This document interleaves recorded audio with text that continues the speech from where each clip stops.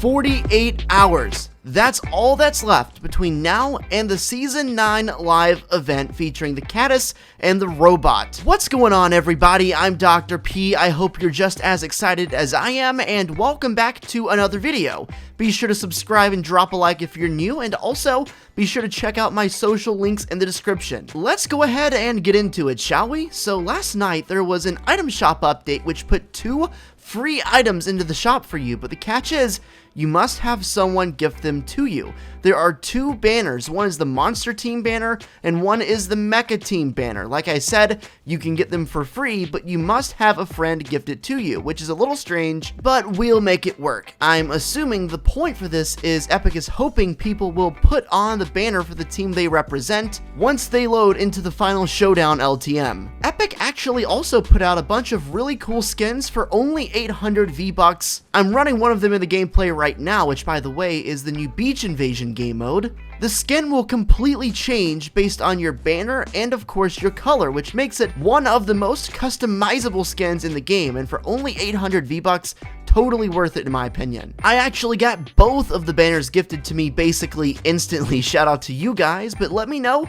which one you're going to be rocking in game come Saturday, Team Mecha or Team Monster. Last night, Donald Mustard changed his location. This time it says defense system active. Again, they're doubling down and re-upping on the fact that the robot is merely a defense mechanism. It's not an aggressor, it's not seeking out anything actively, it's just standing its ground and will attack anything that threatens the island, which of course, we expect that to be the Caddis. Here's a graphic from Reddit user Mr. Ponzip, which compares the size of the Doggist robot to popular in real life monuments, which is actually pretty crazy, but you can see the Statue of Liberty isn't even half as big as the robot. On the other hand, the Eiffel Tower is twice as big. Needless to say, the robot is massive, it's very big. And what's crazy is the creature, at least on the completed Fortnite image, looks to be even bigger than the robot, which I thought at one point couldn't be possible. Here's something else really interesting about this Fortnite loading screen. Here you can see Jonesy has been edited out, so you can see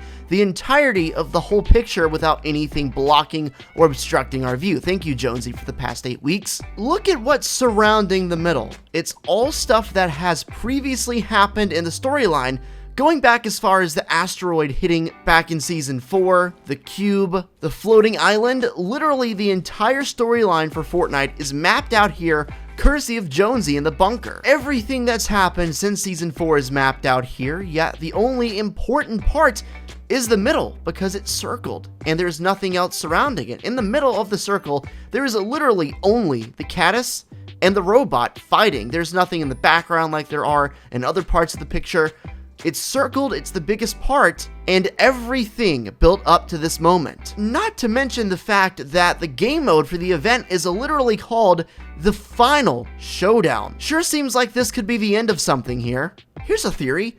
What if the reason the middle is circled is because our theories have been correct and this storyline is about to get put to rest?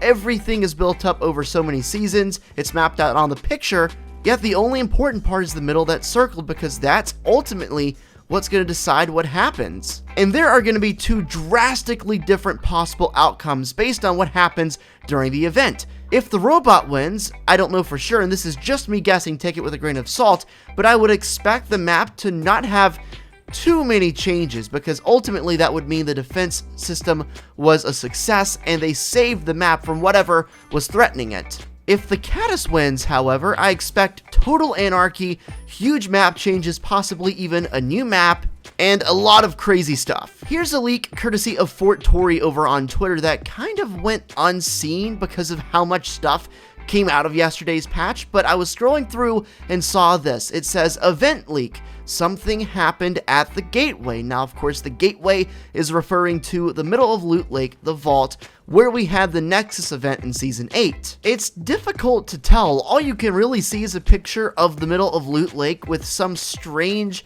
3D object coming out of it. I almost called it a cube, but we really don't know. It looks kind of similar to a cube, though. Here is a crazy thought, almost certainly not gonna happen, but it is a theory. What if this is Kevin the Cube crawling back out of Loot Lake? That is the last place we saw him after all. What if Kevin is reborn from the vault to help fight against the creature? Because let's face it, he was strong, he was powerful, he was just a cube, but he would zap you in a second. And clearly, he was born from some kind of energy that seems to be super strong. The fight is gonna need all hands on deck, so we'll see what happens. Here is a super interesting Reddit post by user MJBot1, and basically it says, huge lore discovery.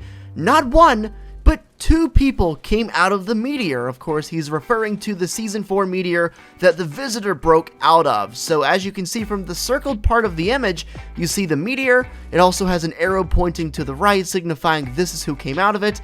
And you can see one person at least, but also potentially a second person. The person on the right looks to be a person, but on the left, you could argue that's the escape pod that he came out of. You could argue a whole bunch of things, but it also does make sense for it to have been a second person. I did a little bit of research and pulled up the Fortbyte image fully completed before we got to yesterday, so this is what we saw when Jonesy was still covering up the middle of the picture. The person on the right is fairly covered up by Jonesy's left hand. You can kind of see him if you squint and look at the right angle, but that's also by knowing what's underneath his hand. And let's be honest, I don't know what's gonna happen here. I don't know if this means anything at all with 2 people coming out of the meteor, but if Jonesy was even partially obstructing that from plain view, that would kind of signal that, hey, this could be important. After all, Jonesy was covering up the middle part, which proved to be the single most important part. But what if this is a very underlooked detail? Let's say it's true and the Visitor was not alone when he escaped out of the meteor.